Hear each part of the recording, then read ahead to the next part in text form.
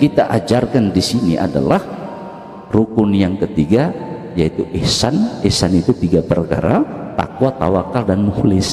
So ini yang iblis takut. Makanya di Indonesia itu iblis sudah berhak menggunting Islamul kafah. Islam beriman selesai. Yang tidak disentuh ini ihsannya.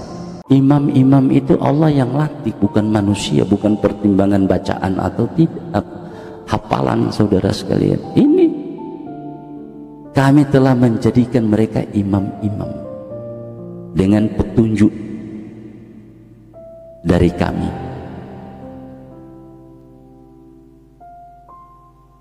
Makanya dalam tasawuf itu, saudara sekalian, sudah bicara masalah batin, bukan masalah yang dilihat. Kenapa rukun iman dan Islam itu tidak perlu berguru? Karena di sekolah formal SD sudah diajarkan itu. Beriman itu baca aja di buku, jangan mencuri, jangan berzina. Itu rukun iman yang tidak butuh guru spiritual. Yang butuh guru spiritual itu rukun yang ketiga, ihsan. Ini so medan metafisik itu nggak boleh bajalang sendiri, mau biongo, saudara sekalian. Tetapi kalau saudara masuk pada medan ihsan, saudara berbuat baik karena Allah kepada siapapun, Anda menjadi penduduk langit yang ada di bumi. Anda sudah Allah bukakan pintu hidayah, pintu batin. Anda akan mengenal orang jahat atau bahayanya, firasatmu yang akan main. Orang ini benar atau tidak. Tidak usah tanya-tanya tidak usah tanya sama Allah langsung. Allah akan turunkan hikmah-hikmah.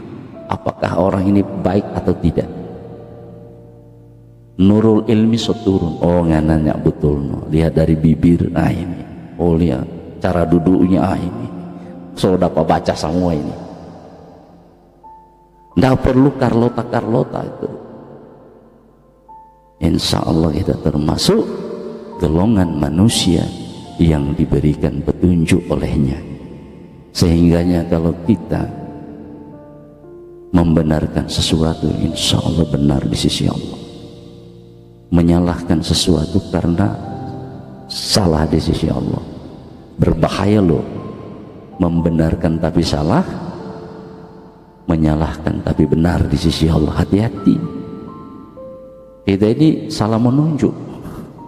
Makanya kan 1 jari menghadap depan, 3 jari menghadap tuannya, kan begitu. Capuamu dia 1 kali, capu yuk 3 kali. Jangan kasar begitu beragama. Kalau memang kau makrifat kepada Allah, kabarkan berita-berita gembira kepadanya, dengan sendirinya dia sadar. Jangan tunjung. Para imam itu tugasnya adalah menerangkan, bukan menggelapkan.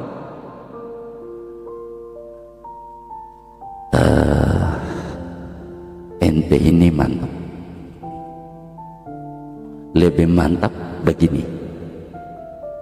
Dan insya Allah saudara benar-benar ulama alim yang Allah sendiri yang mengangkat saudara menjadi toanya di muka bumi. Dan insya Allah lisan saudara tidak akan dibantah balik. Siapa yang bisa bantah kalau yang disampaikan itu dari Allah datangnya? Tapi kalau memang saudara menjelaskan agama, dibantah baru pulang pi menangis. Jangan dulu jual pemahamanmu itu, baru buku itu, baru ngana hafalan kok ngana sejual. Tidak laku, dia sepak-sepak kamar.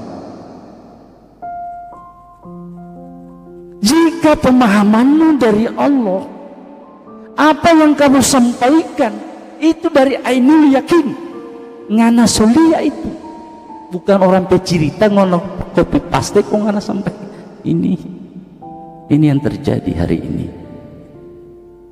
Sangat ribut umat Islam di muka bumi.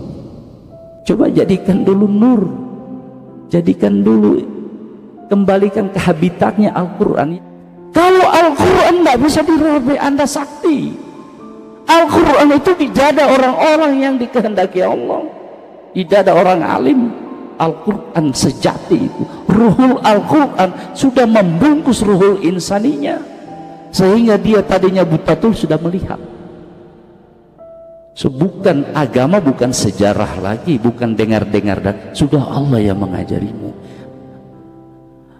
Bertakwalah kamu, maka aku mengajarimu. Di yaumil akhir nanti, manusia ini akan dibangkitkan bersama imam dan jamaahnya.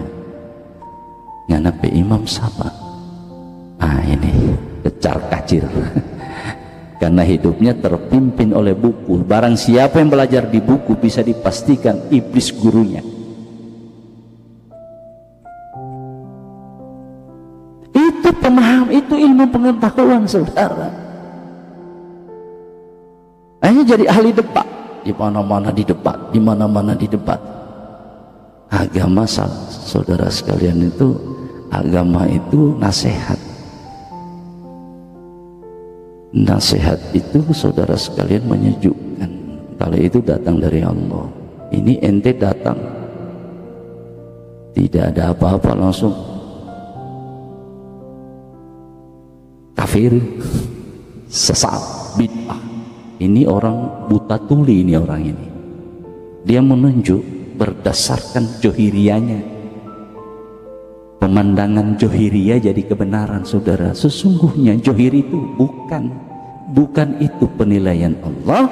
Yang Allah nilai sesungguhnya adalah batin kita. Di dalam ini ada apa? Ada bangkai banyak di dalam. Nauzubillah min dzalik. Kotoran orang banyak di dalam.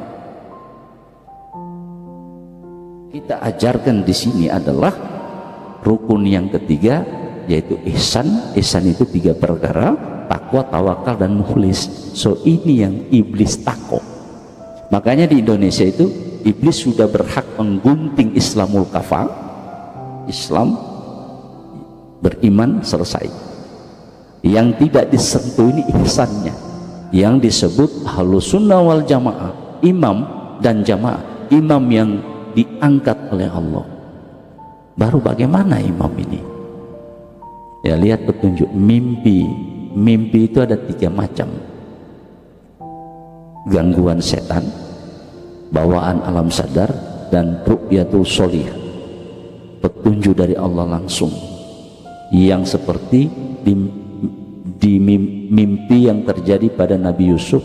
Para nabi itu, Nabi Ibrahim sebagai imamul muttaqin, beliau bermimpi, dan itu mimpi dari Allah langsung sampai mati tidak bisa lupa. Tapi kalau bawaan alam sadar, mimpi itu bangun kamar itu tidak ingat, itu namanya dari hayalan. Baru ada gangguan begitu tidur, saudara, tempat tidur kotor atau membawa bangkai orang, hanya mimpi yang menakutkan. Itu namanya gangguan setan. Mimpi tapi diproduksi oleh iblis laknatullah, akhirnya ketakutan sampai pagi. Nah, disinilah jamaah sekalian, belajar hakikat. Hakikat itu sudah ujung. Hakikatnya apa? Tidak. Yang dicari oleh hakikatnya. Ente belajar ini hakikatnya apa?